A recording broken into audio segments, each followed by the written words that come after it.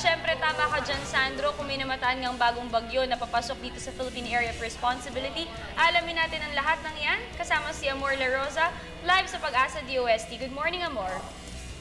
Yes, good morning, Dayan. Good morning, Pilipinas. Ngayong umaga po ay makakasama natin si Mr. Alja Aurelio, na weather forecaster ng Pag-asa. Good morning, Mr. Aurelio.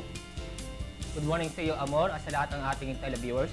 Mr. Aurelio, kung kahapon po ay low pressure area pa lamang itong binabantayan natin, kagabi po ay naging isang ganap ng bagyo ito nga sama ng panahon na yan.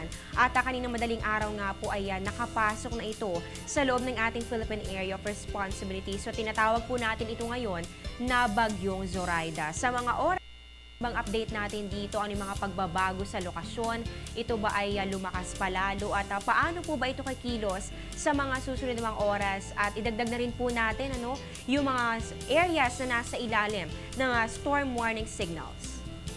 Tama, at kaninang alas 4 ng madaling araw ay pumasok ito sa ating Philippine Area of Responsibility, itong si Bagyong Zoraida. At ito'y nasa layong 950 kilometers southeast ng Hinetuan, Surigao del Sur. At inaasa po natin, ang lakas pala ng itong bagyong ito ay isang ganap ng tropical depression, kaya ang lakas ng hangin ay umaabot sa 55 kilometers per hour. Inaasahan po natin ito yung kikilos pa northwest sa bilis na 28 kilometers per hour. At inyong makikita, ang magiging track ng bagyo ay lalapit dito sa bandang Surigao Province. Mag-northwest po dyan, dadaan po sa Visayas at lalabas po dyan sa may bandang Sulisig at dadaan po sa may northern Palawan. At nakataas po ang Public Storm Warning Signal number 1 dito sa mga lugar sa Mindanao.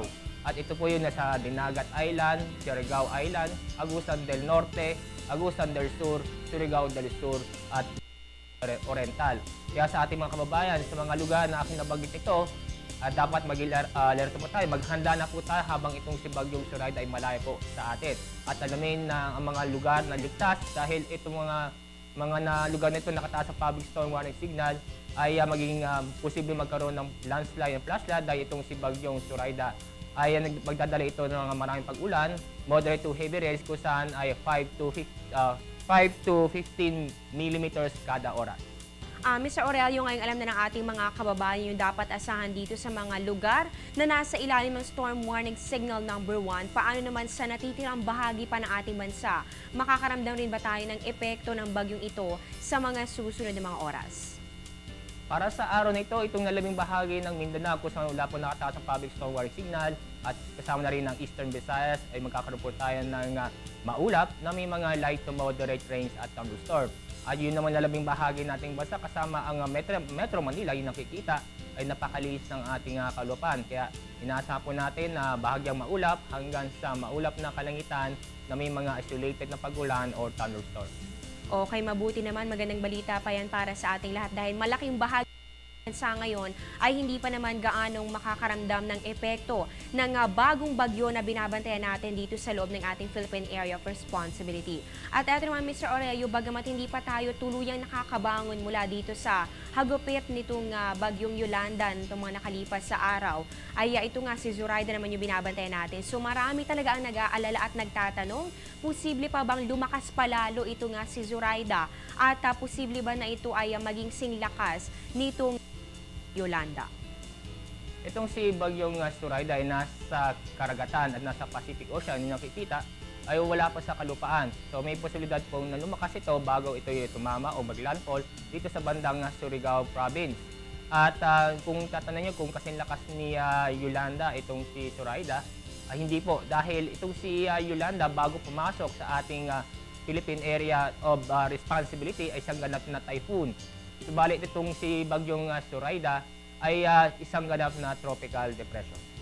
Ayan, patuloy natin nga antabayan ng mga pagbabago dito kay Bagyong Zoraida sa mga susunod mga oras at mga susunod pang mga araw. At ito naman, Mr. Aurelio, tayo nakakainang bagyo na hindi pa tayo tapos sa buwan ng Nobyembre. Pero ilang bagyo na yung nagdaan at binantayan natin. So ilang bagyo pa ba ang posibleng dumaan dito sa ating part at umiral at makaapekto sa ating kalupaan bago pa lang magtapos itong buwan pa lang ng Nobyembre? Po ang ating forecast as far sa Nobyembre, ganun sa Disyembre bago magtapos ang taon nito, may nasa pa rin tayo isa o dalawang bagyo. At yung nga po ay nasa letter Z na tayo, Zoraida. So ano magiging pangalan? Dahil nagtapos na tayo sa mga letra na ito, mauulit po yan sa letter A. So ano bang magiging pangalan kung sakali may mabuong panibang bagyo katapos ni Zoraida? Ito nakikita ang auxiliary list kung saan ay ang mga pangalan na sumusunod. So si Alamid, si Bruno, si Conching, Dolor, Ernie, Olorante, Gerardo, Hernan, Isko at Jerome. Okay, so mapapansin po natin mga kababayan, talaga namang naubos natin yung alphabetical na pagkakasunod-sunod nitong mga letters ng pangalan ng mga bagyo na papasok dito sa ating par. Pero meron pong naka-reserve na list ang Pag-asa, tinatawag po natin na auxiliary list. Dito po natin makikita yung mga pangalan ng bagyo na posible pong ipangalan sa mga local names na mga susunod pa dahil ngayon po nasa letter Z na po tayo. Maraming salamat po Mr. Aurelius. Maraming impormasyon tungkol sa lagi na ating panahon. Meron ka na lang ba mga reminders para sa ating mga kababayan? Opo, reminders po sa mga ating mga kababayan sa mga lugar kung saan nakataas po ang public storm warning signal number 1. Maging alert po tayo at mag-ingat po tayo at may oras po tayo maghanda. Dahil itong bagyo itong dadala ng maraming pag-ulan, kaya po alamin po natin ang ligtas na lugar at alamin natin na itong mga lugar na may mga prone sa landslide at flash flood. Kaya inulit ko po, maghanda na po tayo habang itong bagyong Zoraida ay malayo pa sa ating kalupaan. Natuhin nga po natin si Mr. Aljar Aurelio na weather forecaster ng Pag-asa. At yan ang latest mula dito sa Pag-asa. Ako po ang inyong weather lover, Amor La Rosa. Balik muna sa inyo. Maraming salamat sa iyo, Amor La Rosa.